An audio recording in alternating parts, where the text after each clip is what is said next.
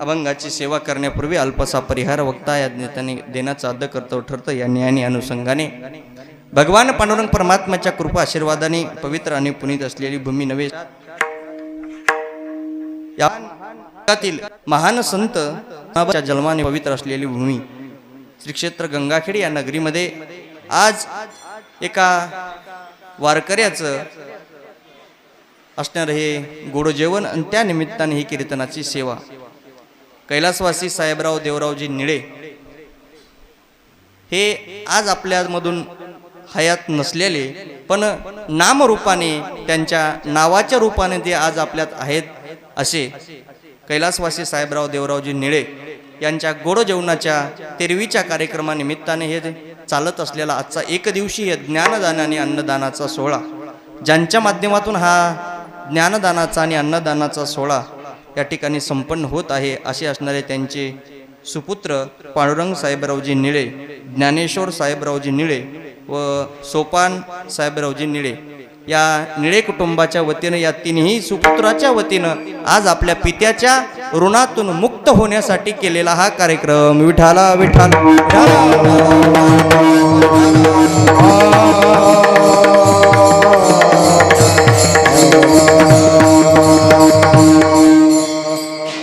आमच्या बाबांनी जीवनात काय केलं याच्यापेक्षा त्यांनी आपल्या मुलाचे नावच एवढे सुंदर ठेवले. महाराज ज्ञानेश्वर, सोपान, किती सुंदर महाराज त्यांनी नावं ठेवले.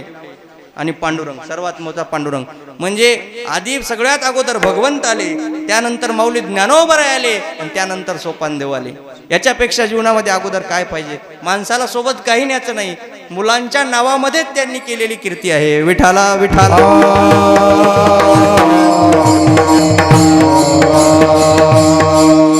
आजचा कार्यक्रम म्हणजे नैमित्तिक आहे.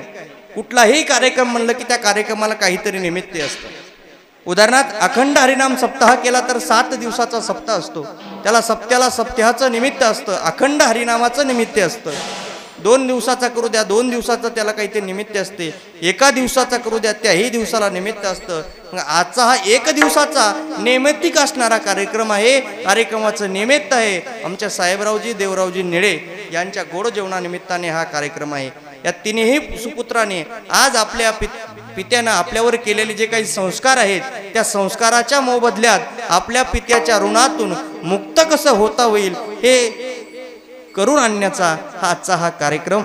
आणि या कार्यक्रमामध्ये आज या कार्यक्रमासाठी एकावनी मंडळी या ठिकाणी उपस्थित आहेत, ज्यांनी सुंदर अशी आपल्या कीर्तनाचा श्री गणेशा केला. असे असणारे आपल्या परिसराचं भूषण भजन सम्राट आमचे मदन मामा फटांगे या ठिकाणी उपस्थित आहेत. मामांना या नारदाच्या गादीनं वंदन आहे.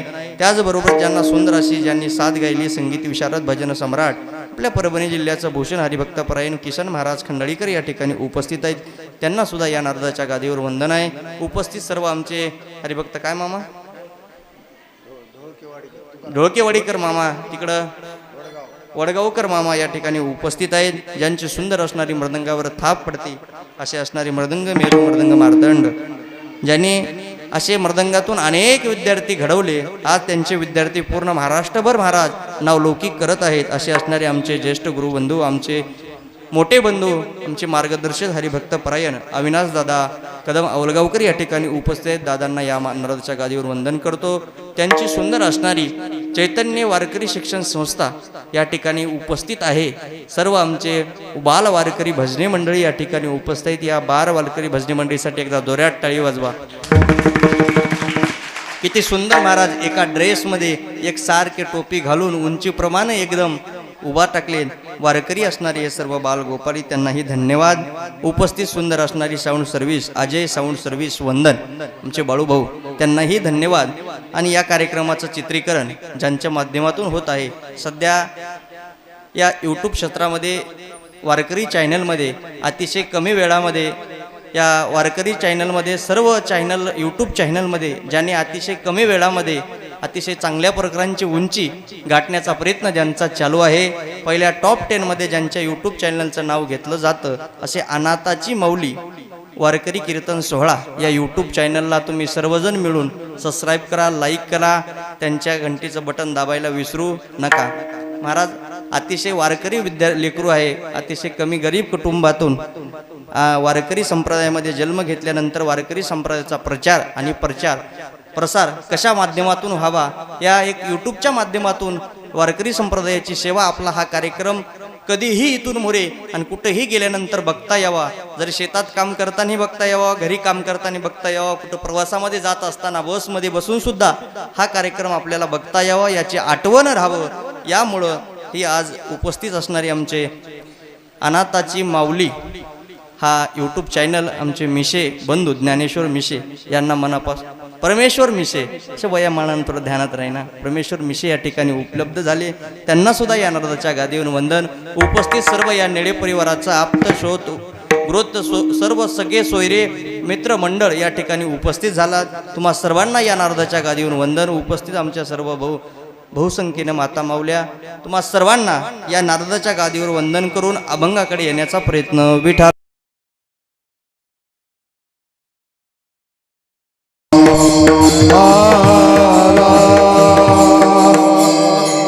या कीर्तनाचा योग ज्यांच्यामुळे आला असे असणारे या आमच्या साहेबराव मामाचे छोटे बंधू, छोटे चिरंजीव, आमचे सोपन भाऊ, आमचे जीवलग मित्र आहेत. त्यांनी सुद्धा आपल्या व्यवसायामध्ये त्यांचा मेकॅनिकलचा आमचा लाईट फिटिंगचा व्यवसाय आहे आणि त्या व्यवसायातून आमची ओळख झाली आणि त्या अनुषंगाने तुम्हा सर्वांचा अष्टाला दर्शनाचा योग, निळे परिवाराचे आमचे अतिशय घनिष्ठ असणारे संबंध, या संबंधातून हा आजचा कार्यक्रमाचा योग. आज आमच्या साहेबराव मामा जरी या ठिकाणी नसले तरी आज महाराज त्यांना आनंद होत असेल. मी गेल्यानंतर सुद्धा माझी मुलं माझ्या नावाने अन्नदान करतात, माझ्या नावानं ज्ञानदान करतात. जिवंत असतानाही त्यांची सेवा त्यांनी केली आणि आज गेल्यानंतर सुद्धा त्यांच्या नामाची सेवा करतात.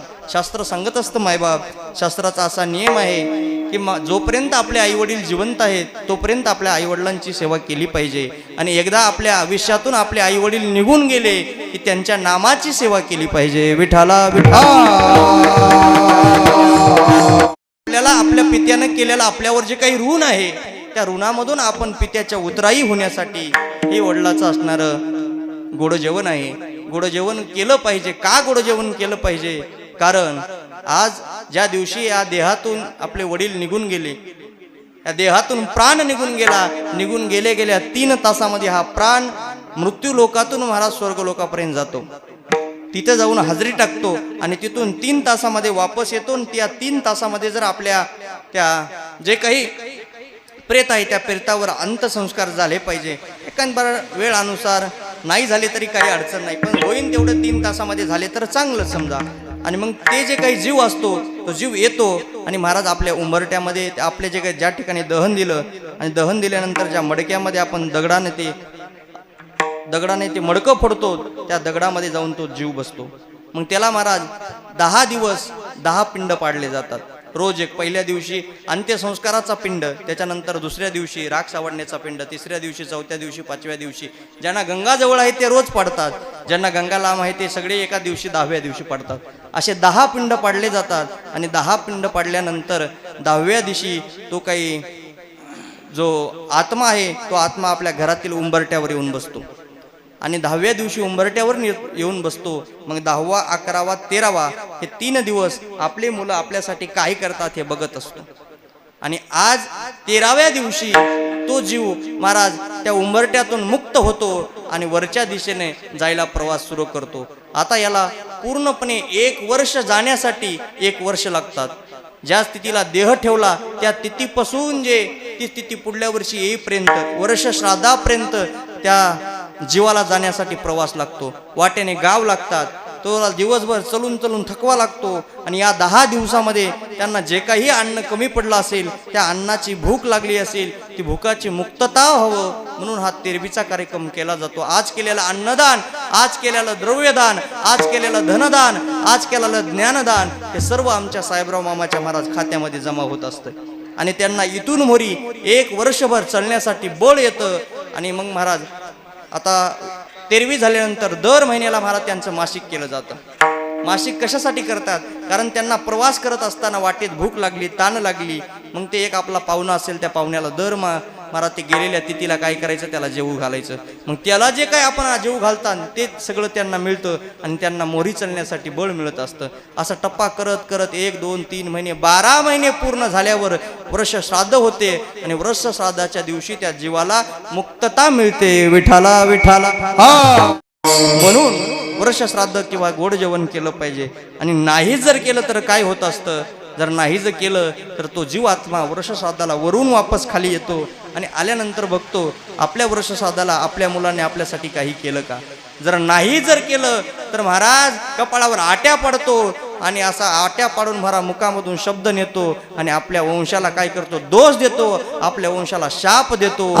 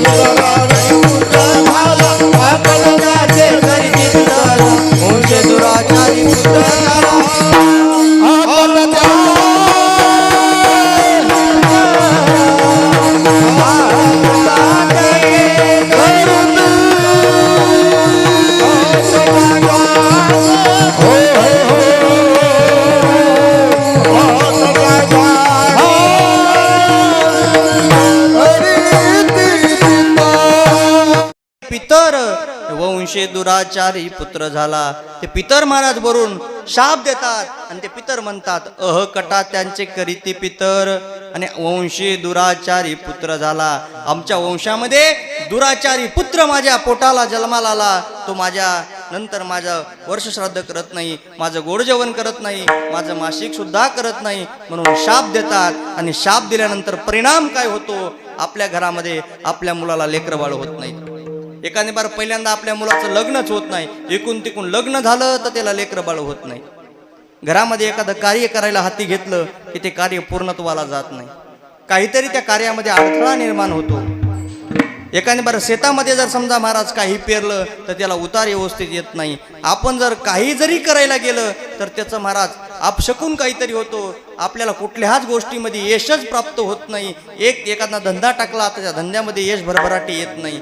एखादा व्यवसाय करायचा ठरवला तर व्यवसायामध्ये सुद्धा सफलता मिळत नाही.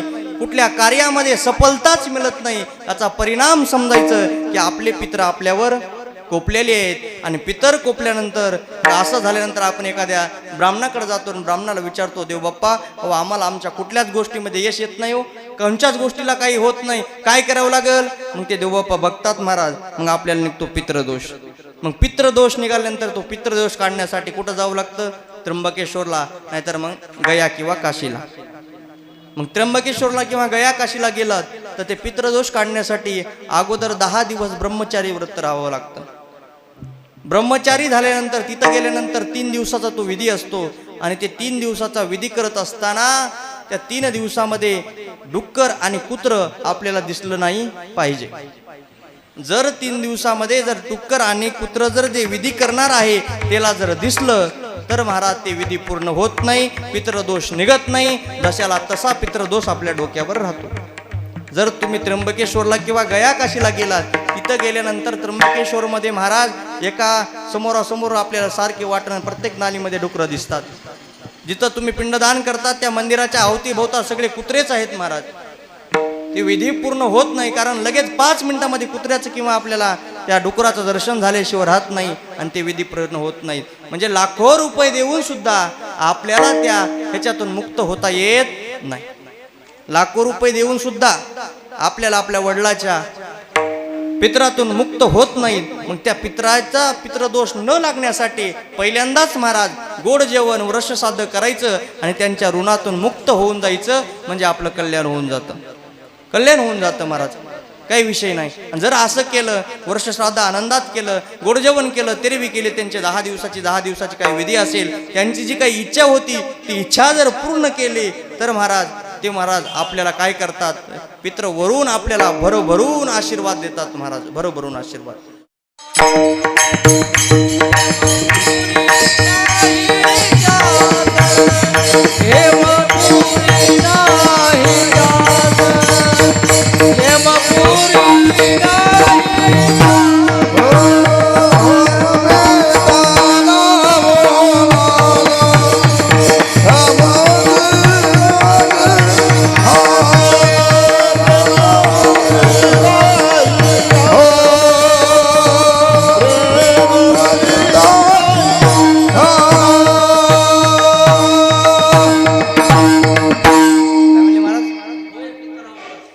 होय पितर उल्हास. वा, जर पितर आपल्यावर उल्हास आनंदित झाले तर आपल्याला यमपुरीला आपल्या कुळातील एकाही माणसाला जाण्याची गरज नाही. त्या मुलांना यमपुरी प्राप्त होत नाही जर वडिलांना वरून आशीर्वाद दिला तर. एवढा वडिलाच्या आशीर्वादामध्ये महाराज काय आमचे तुकोबराय म्हणतात, कल्याण इच्छिती ह्या कुळा. तुकोबराय म्हणले की कल्याण इच्छितात, वरून आशीर्वाद भरभरून देतात. तुका म्हणे पितर आशीर्वाद देती आणि कल्याण इच्छिती तया कुळा.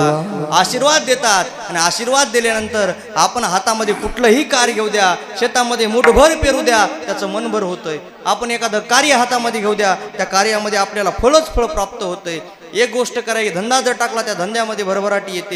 गाडी घेतली तर गाडीमध्ये यश प्रपादन होते. प्रत्येक गोष्टीमध्ये ज्यावेळेस आपल्याला यश मिळतं, समजावं की आपल्यावर आपल्या पितराचा काय आशीर्वाद आहे. मग पितराचा आशीर्वाद करण्यासाठी हे आजचं केलेलं गोड जेवण विठाला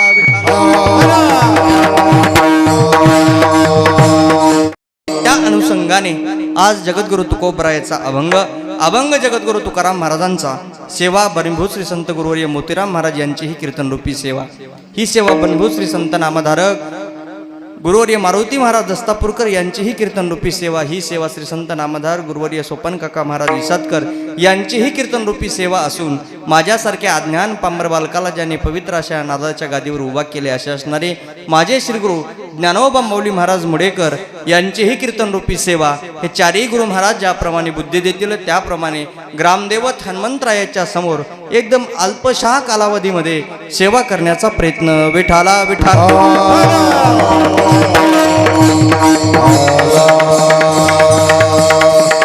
आजचा अभंग जगद्गुरु तुकाराम महाराजांचा आहे. तुकोबराय आजच्या अभंगातून उपदेश करतात. इथे आलेल्या प्रत्येक माणसाला उपदेश करतात. कारण आपण ज्या लोकांमध्ये जन्माला आलो त्या जन्माचं त्या लोकाचं नावच आहे महाराज मृत्यू लोक. इथं आलेल्या प्रत्येक माणसाला एक ना एक दिवस मरण हे मरण निश्चित आहे. ज्याचा जन्म झाला, ज्याचं बारसं झालं त्याचं तेरसं हे नक्की होणार आहे. ज्याचं बारसं झालं ते ती तेरवी होणार म्हणजे होणारच आहे, त्याचं काही चुकणार नाही. इथं आलेल्या प्रत्येक माणसाला मरण हे मरण निश्चित आहे. मी बोलत नाही, साक्षात माऊली ज्ञानोबराय बोलतात, या देहाची या गावा आलिया जन्म मृत्यूची हा सोळिया ना म्हणून या धनंजया जियापरी. ए अर्जुना, इथं आलेल्या प्रत्येक माणसाला मरावं लागतं. नुसतं माणसालाच मरावं लागत नाही, इथं आलेल्या देवाच्या बापालाही मरावं लागतं. एवढंच नाही, अहो देवाच्या बापाला मारावं लागेल यात काही नवल नाही. जर देवानं सुद्धा हे मनुष्य जन्म घेतला, देवानं या मनुष्य देहरूपी अवतार जर घेतला आणि देवानं हे मनुष्याचा देह धारण केला आणि जर देव जन्माला आला तर त्या देवाला सुद्धा मरावं लागतंय.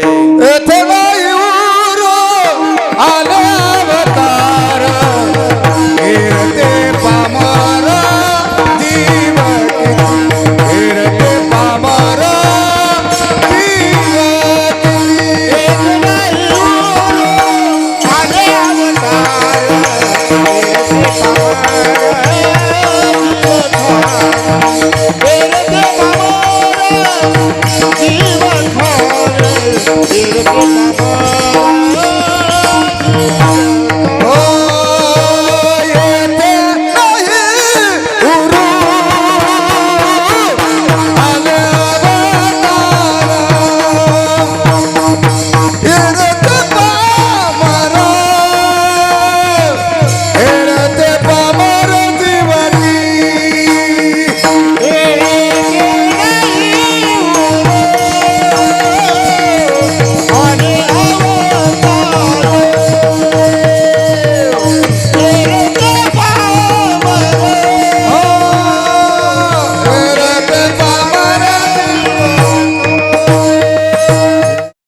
आमचे संत महात्मे सांगतात, अहो इथे देवाचा बाप जरी जन्माला आला नाही, देव जरी जन्माला आला तरी इथं त्यांना मुक्तता नाही.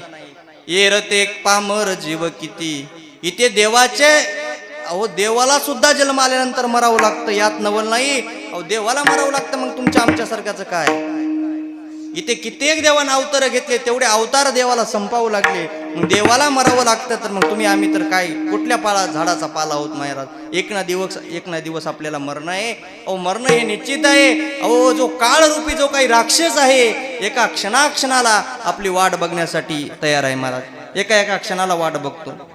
अहो क्षणाला, लयाला, एवढंच नाही, एका घडीला महाराज आपली वाट बघायला तयार आहे. घडी काळ वाट याची पाय, आणि अजून किती वेळ आहे अवकाश. घडी आपला काळ आपल्यासाठी बघण्यासाठी तपलेला आहे. मग काळ आपल्याला नेण्याच्या अगोदर आपण जगद्गुरु तुकोबराय सांगण्याप्रमाणे त्या भगवंताच्या रंगामध्ये रंगलं पाहिजे. पण तुम्ही आमचं असं झाले, आम्ही या संसार रूपी रंगामध्ये रंगून बसलो. संसार माझा आहे. आपलं असं झालंय की संसाराच्या अभिलाषामध्ये आपण या संसाराच्या झाडाला घट्ट आवळून धरलंय. आपण संसार सोडायला तयारच नाहीत, पण संसार सोडून हे शरीर जाण्याच्या अगोदर जगाचा मालक आपलंसं केलं पाहिजे. म्हणून तुकोबराय बोलतात की ज्या रंगामध्ये तुम्ही आमचा तर विषय सोडून द्या, आम्ही या रंगात रंगलात, यात नवल नाही. पण ज्या रंगात जगाची मालकीन रंगते, जगाची मालकीन, जी मालकीन कोण, ज्याच्या हातात हे सर्व ब्रह्मांड आहे, या ब्रह्मांडामधलं झाडाचं पान ज्याच्या सत्तेशिवाय हलत नाही, असा जगाचा मालक कर्तुम अन्नता कर्तुम भगवान पांडुरंग परमात्मा, याची पत्नी साक्षात लक्ष्मी माता. त्या लक्ष्मीसाठी आम्ही दिनरात महाराज बेजार होतो. सारखं त्या लक्ष्मीसाठी दिवसाची रात्र, रात्राचा दिवस करायला तयार आहेत. रात्रच्या जाऊन उसाचे काय करतो महाराज, आपण दारे धरतो. एवढंच नाही, काय करतो, शेजाऱ्याचा धुरा कापतो, शेजाऱ्याच्या मकाचा भारा आणून आपल्या जनावराला टाकतो. एवढं करून सुद्धा ज्या लक्ष्मीच्या आपण माग लागलो, ती लक्ष्मी काय करते याचा तुकोबराय म्हणतात विचार करा. मग कशा प्रकारे तुकोबरायने विचार केला आणि अभंगाची रचना केली हे तुम्हाला सांगतो. भजन करा विठाला.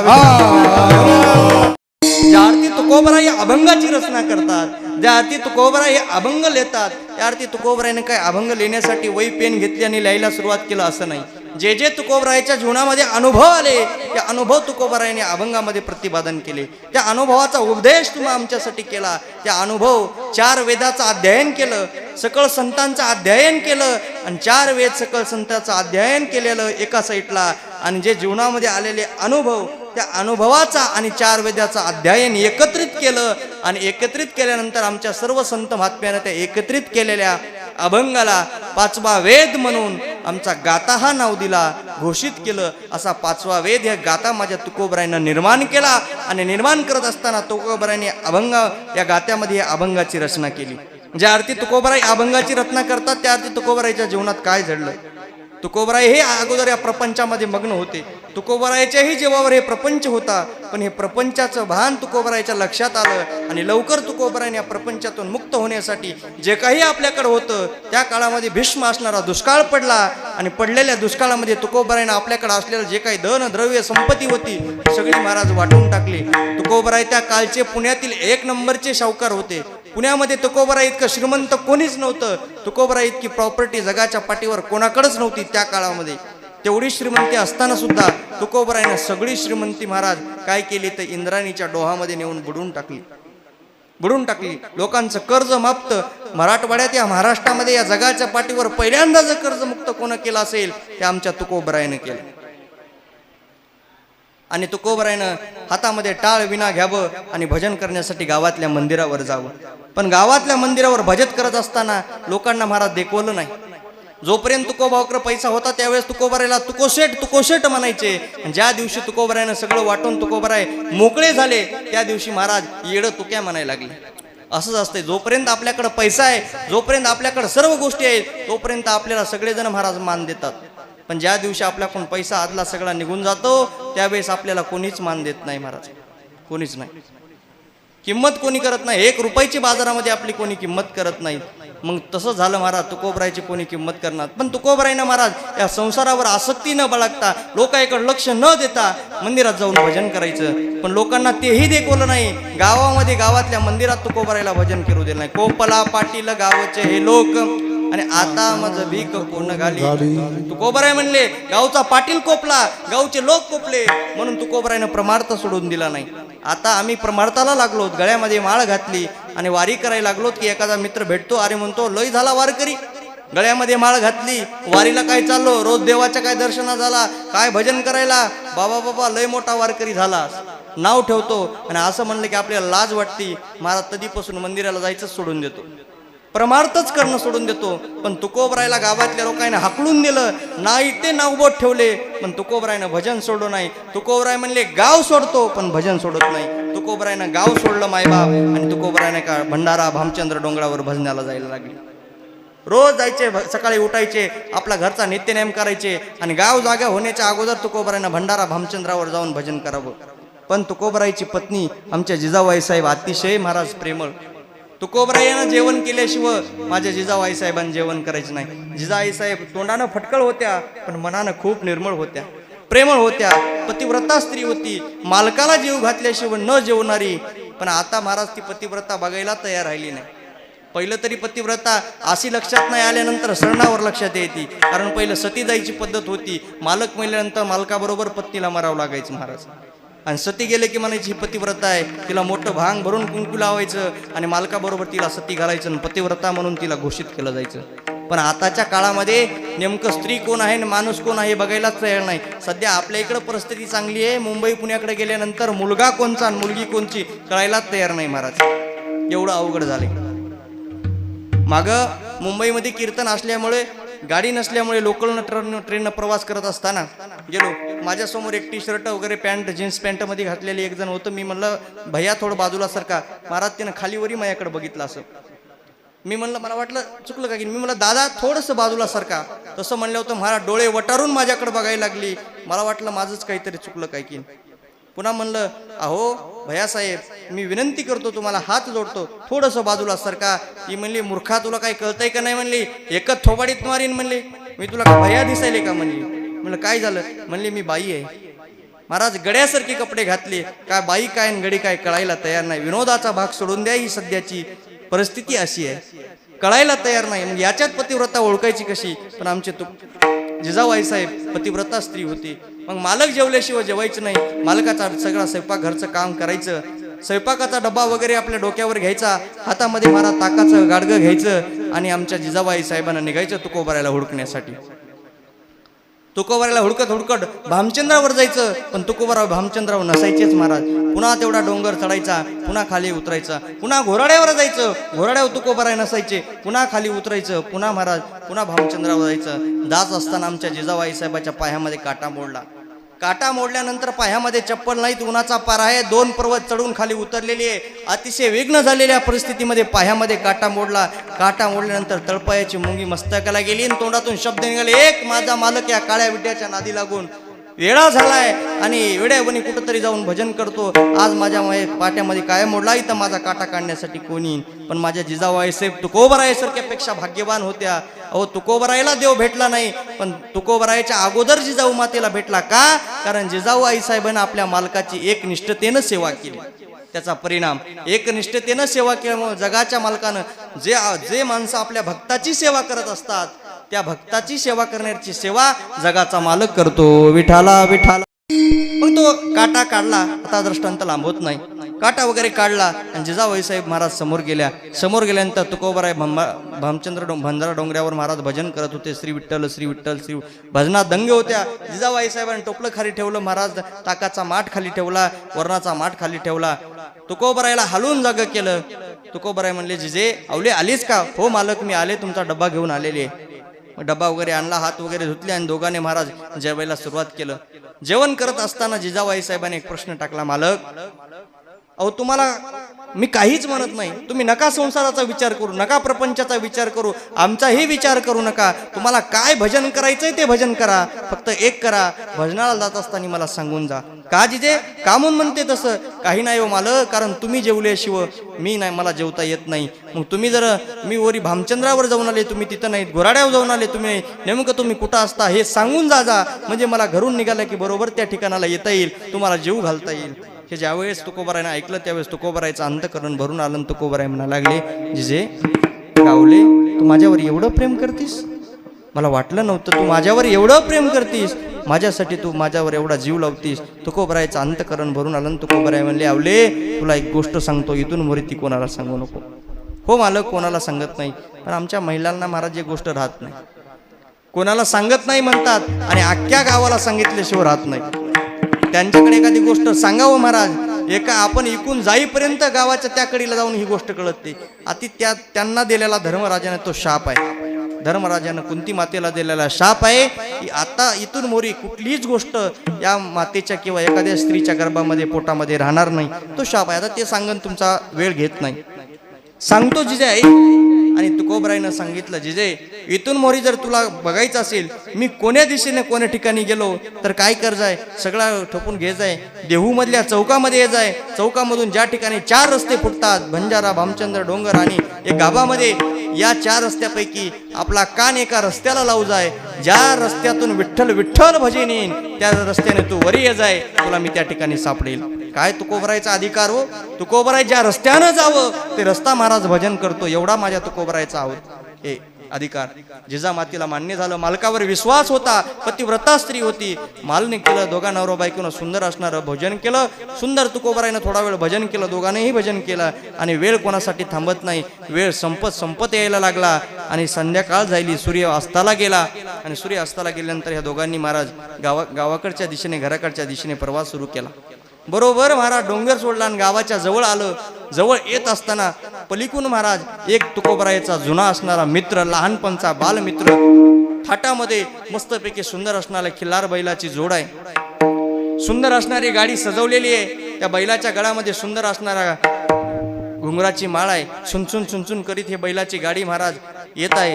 सुंदर त्या बैलाची सुंदर टोकदार असणारे शिंग आहेत. त्या शिंगावरती सुंदर असणारे गोंडे लावलेले आहेत.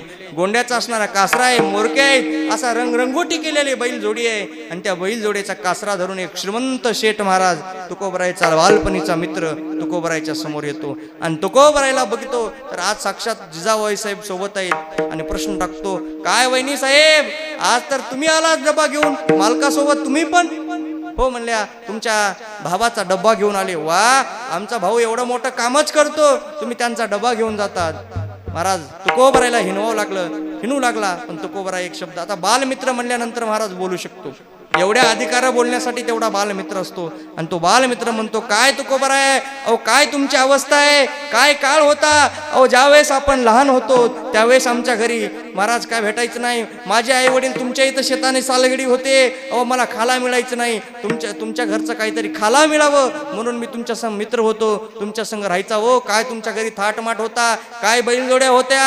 अहो काय तुम्ही पुण्याचे शेठ होतात, लोकांची बारी लागायची हो तुकोबराय तुमच्या घरी. अहो तुमच्या घरी दूध, तूप, लोणी खायला म्हणून होतं तुकोबराय. आणि आज तुमची काय परिस्थिती आहे हो. तुमची एक बायको, एक मुलगी अन्न करता मरून गेली. एवढी तुमची बिकट परिस्थिती. आज तुम्हाला खायला मागाय तुकोबराया. अहो काय हो, काय तुमची प्रॉपर्टी होती, काय तुमच्या घरी थाट होता, काय कमरे इतकल्या, गुडघे इतकल्या गाद्या होत्या तुमच्या घरी, काय बैठक होती, काय त्या बैठकीमध्ये लोक भरायचे. अहो तुमच्या बैठकीमध्ये कित्येक जणांचे प्रश्न सुटले जायचे.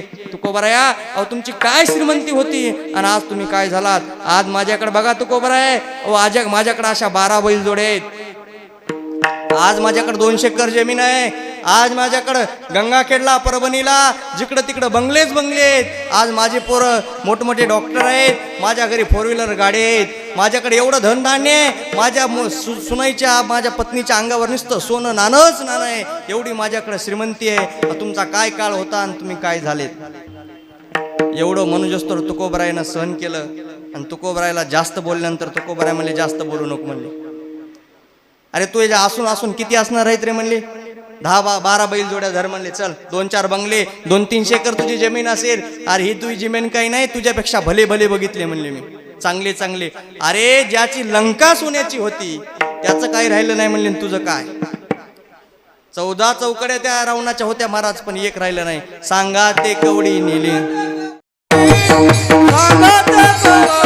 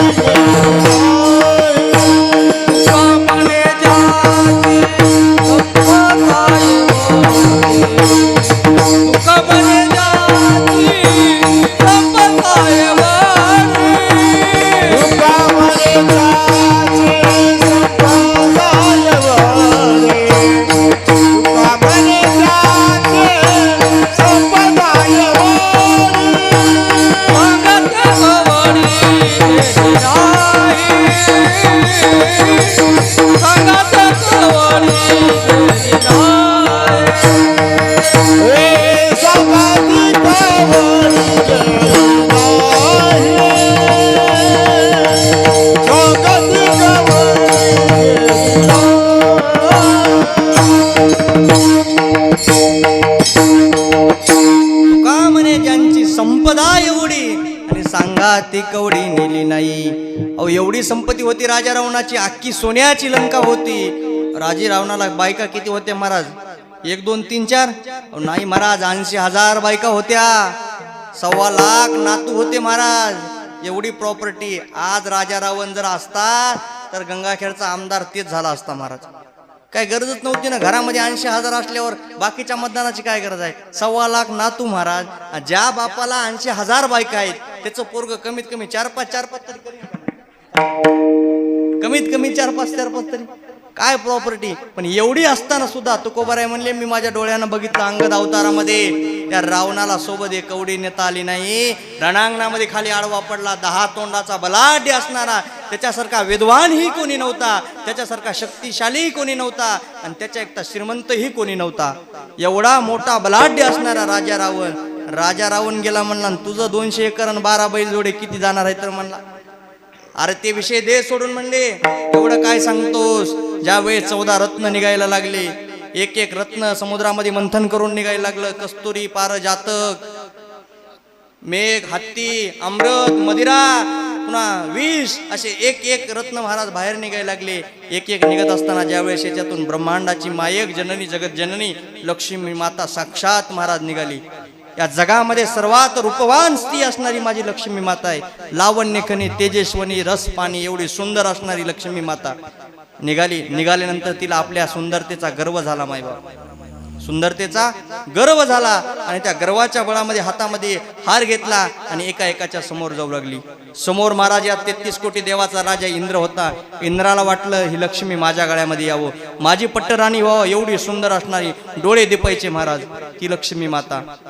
ती समोर आली, पण तिनं इंद्राच्या समोर गेल्यानंतर लक्षात केलं, इंद्र देवाचा राजा आहे, 33 कोटी देवाचा राजा आहे, मी 33 कोटी देवाची पटराणी होईन. पण विचार केला, इंद्र ब्रह्मदेवाच्या एका दिवसामध्ये 12 वेळेस इंद्राला कितीतरी वेळेस मरावं लागतं आणि कितीतरी वेळेस जन्माला यावं लागतं ब्रह्मदेवाच्या एका दिवसामध्ये. मग म्हणले याच्यापेक्षा तर ब्रह्मदेव बरा. म्हणून निघाली महाराज कुठं? ब्रह्मदेवाकडे. ब्रह्मदेवाच्या समोर गेली. ब्रह्मदेवाला हार घालावं इतक्यात लक्षात आलं, पण ब्रह्मदेव येड्यासारखं ते माणसं घडवण्याच्या नादात लागलंय. अखंड मळके घडितो रे, सारखे अखंड मळके म्हणजे मानव घडवण्याच्या नादामध्ये. ह्याला कवा वेळ लागन आणि ह्यानं कवा आपल्या संग संसार करावा, कवा प्रपंच करावा. लक्ष्मी माताने विचार केला, ह्यालाही नको, त्याचा विषय सोडला. समोर गेली, भगवान शंकर दिसले. भगवान शंकराचं ते रूप बघितलं. अंगाला लावलेलं कातडं, गळ्यामध्ये घालावलेली ती साप, पुन्हा वरी डोक्यामध्ये गंगा, अंगाला लावलेला चिता भस्म, हे बघून म्हणली नाही नाही, म्हणली माय शंकर आहेत, पण एवढा अवस्था व्यवस्था असला आपला मालक नको माय. म्हणली हे काय आहे का? बरं ह्याचं काय राहणं कुठं आहे? म्हणली शमशान भूमीमध्ये. त्याला लहाला सुद्धा घर चांगलं नाही. बरं ह्याचे दोस्त भूत वेताळ नाचती हर्षयुक्त, ह्याच्यासोबत सगळे भूत आणि वेताळ आहेत म्हणली. ह्याच्यासोबत आपल्याला संसार करणं नको म्हणली. आणि समोर आली महाराज. समोर आल्यानंतर जगाचा मालक भगवान पांडुरंग परमात्मा विष्णू भगवंत होते. आणि विष्णू भगवंताकडे बघितलं, तिला वाटलं भगवंत माझ्याकडे बघते, पण भगवंतानं महाराज एका बाजूला मान केली. एका बाजूला मान केलं. एका क्षणामध्ये सुंदरतेचा गर्व महाराज माझ्या लक्ष्मी मातेचा निघून गेला. एका क्षणात निघून गेला. हात जोडल्याने विनंती करू लागली, भगवंता काय करा, मला तुमचं वरून घ्या, तुमची मला पट्टराणी बनवा. म्हणून लक्ष्मी विनंती करायला लागली महाराज. अहो जगाचा मालक एवढा सुंदरच आहे. एवढी लक्ष्मी सुंदर असताना तिच्याही पेक्षा सुंदर माझा जगाचा मालक आहे. राजस सुकुमार मदनाचा पुतळा रवी शशिकळा लोपलिया, एवढा सुंदर आहे हो. एवढं पाहेली या वेद लावी बैसी जिवे जडून या. एवढा सुंदर जगाचा मालक, सुंदर ते ध्यान उभे विटेवरी करकटेवरी ठेवून या. असे कितीतरी भगवंताच्या रूपाचे वर्णन तुम्हाला करता येईल. रूप पाहात आलोचनी आणि सुख झाले हो साधनी. त्या भगवंताचं रूप बघितल्याबरोबर आपल्या डोळ्याला महाराज शांतता प्राप्त होती, सुख प्राप्त होते. एवढं सुंदर जगाचा मालक आहे. लक्ष्मी जगाची मालकी नाही, तिच्या मालकाच्या हातात आहे. किती वेळ श्याम महाराजाला कीर्तन करू द्यायचं, तुम्हाला इथं किती वेळ बसू द्यायचं, हे तिच्या हातात आहे. ती लक्ष्मी हो, ती लक्ष्मी सुद्धा भगवंताच्या समोर हात जोडून उभा टाकली आणि विनंती करू लागली. एवढी विनंती केल्यावर भगवंत म्हणले, आता आलीस का वटणीवर? ठीक आहे म्हणले, तुला जागा देतो, पण तुला जागा माझ्या अर्धांगिनी म्हणून नाही, तर तुला जागा माझ्या पायाची मिळण म्हणले. त्या लक्ष्मीनं एका क्षणामध्ये महाराज हो म्हणली. ती म्हणली पायाची, तर पायाची जागा. आणि लक्ष्मीनं महाराज जगाच्या मालकाचे पाय धरले. पाय लक्ष्मीचे, पाय लक्ष्मी. पाय नाचून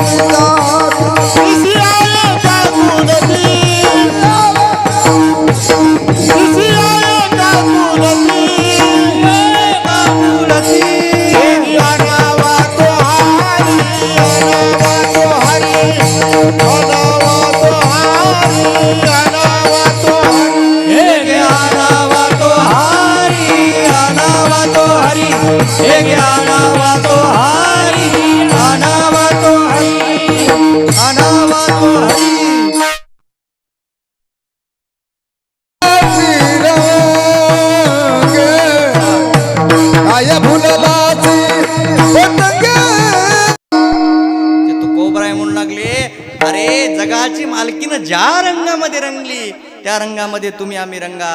जगाची मालकीन कोण्या रंगात रंगली? रंगी रंगी रे श्री रंगे काय भुललासी पतंगे. अरे पतंग्याचं नाव आहे, पतंग रूपी एक जे किडा आहे तो पतंग असतो ना महाराज, लाईटच्या भोवताल संध्याकाळी महाराज तो किडा भर काय करतो, दिव्याच्या भोवताल गिरगिर गिरगिर घालतो, गिरक्या घालून घालून घालून घालून महाराज एके वेळेस त्या दिव्यामध्ये काय करतो, त्या प्रकाशाला गिळायला जाऊन जाऊन प्रकाशाच्या मध्ये जाऊन भस्मच होऊन जातो. पण महाराज तो जगाच्या मालकाला आपलंसं करीत नाही, एक ना एक दिवस मरून जातो. तसं आपल्याला एक ना एक दिवस मरायचं आहे, एक ना एक दिवस या संसारामधून गिरक्या घालून घालून घालून त्या पतंगासारखं मरण्याच्या अगोदर तुम्ही आम्ही भगवंताच्या रंगामध्ये रंगा. तुम्ही आम्ही ज्या शरीरावर अभिलाषा बाळगतात ते शरीर एक ना एक दिवस जाणार आहे. ते तुकोबा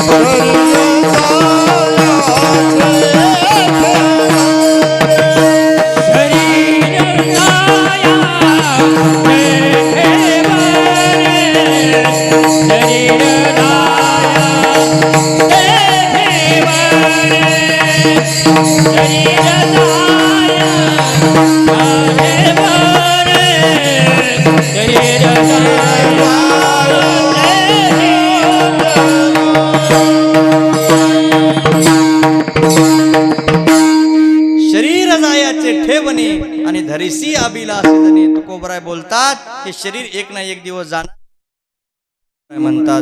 अंतकाळीचा सोयरा आणि तुका म्हणे विठूधरा, अंतकाळीला जगाचा मालकच आपला सोयरा होतो.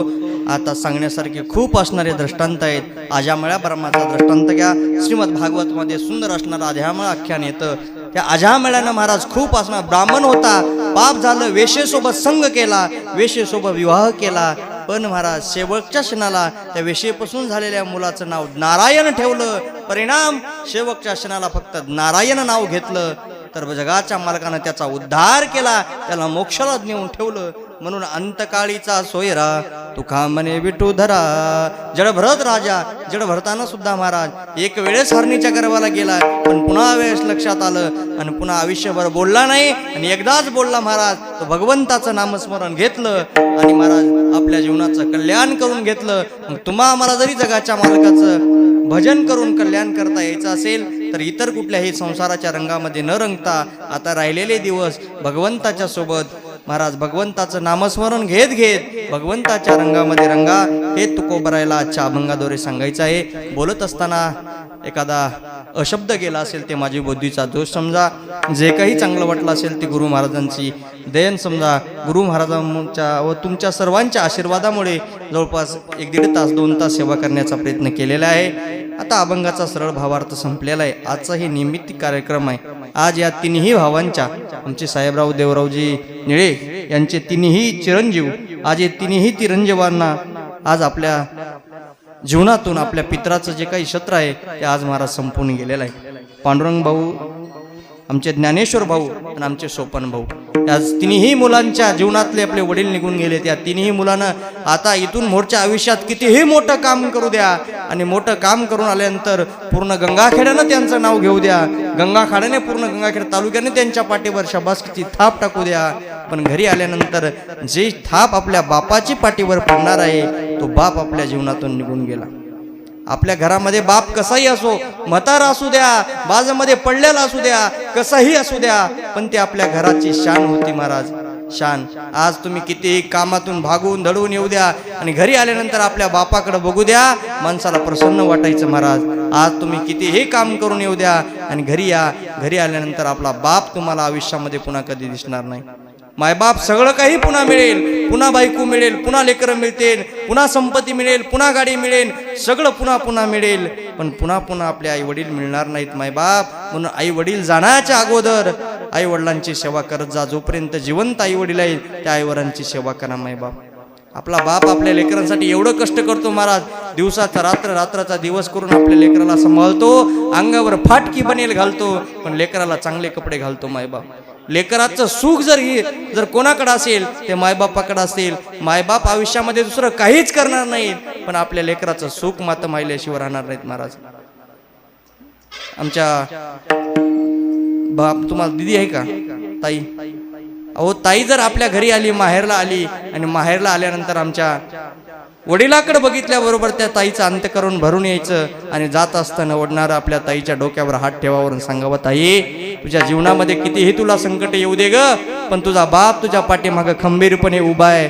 महाराज त्या लेकीला आज एवढा आनंद व्हायचा बाप जिवंत असताना. बापानं डोक्यावर हात ठेवला, किती जरी महाराज सासरची परिस्थिती नाजूक जरी असली तरी ते आमच्या माता माऊलीनं, आमच्या ताईनं महाराज बापाच्या चेहऱ्याकडे बापाचं दुःख बघून, बापाच्या इज्जतीकडे बघून महाराज कष्ट झेलावे, कितीही त्रास झेलावा, पण आपल्या बापाला महाराज बापाच्या कष्टाकडे बघून महाराज आपल्या संसार थाटावा महाराज. बापाला कधी सांगू नये, पण बापानं आल्यावर विचारावं, भेटल्यानंतर विचारावं, ताई तुझं चांगलं आहे का ग, तू कसं आहे, म्हणून बापानं विचारावं महाराज. बापानं लेकीच्या डोक्यावरून हात फिरल्यानंतर त्या लेकीला काय आनंद व्हावा महाराज. आज कधी जर आमची मुक्ताताई जर घरी आली तर तिला कधीच आपला बाप बघायला मिळणार नाही. आज या तिन्ही भावाला आपला बाप मिळणार नाही महाराज. बाप किती कष्टाळू असतो. लहानपणी आम्हाला एक मामा कविता होती शाळेमध्ये, शिक्षकांना आम्हाला गोड शिकवायची महाराज, ती आजही आमच्या लक्षामध्ये आहे. शेतामध्ये माझी खोप, तिला बोराटीची धाप, आणि तिथं राबवत कष्टतो माझा शेतकरी बाप. आमचा बाप कसा होता महाराज, लेतो अंगावरी चिंध्या, खातो मिरची भाकर, काळी उसाची पाचट, जगा मिळाया साखर. आमचा बाप शेतामध्ये महाराज राहतो, राब राब कष्ट करतो, झोपडीच्या कष्टामध्ये राहतो. एवढा आमचा नाजूक असणारा बाप अंगावर फाटके कपडे घालतो आणि लेकराचं महाराज सुख इच्छातो. बाप आपल्या लेकरासाठी काय करा, माया त्याच्या काळ्या मेघवानी, दाखविना कधी कुणा डोळ्यातल पाणी. जिजू जिजू संसाराचा गाडा हाकला,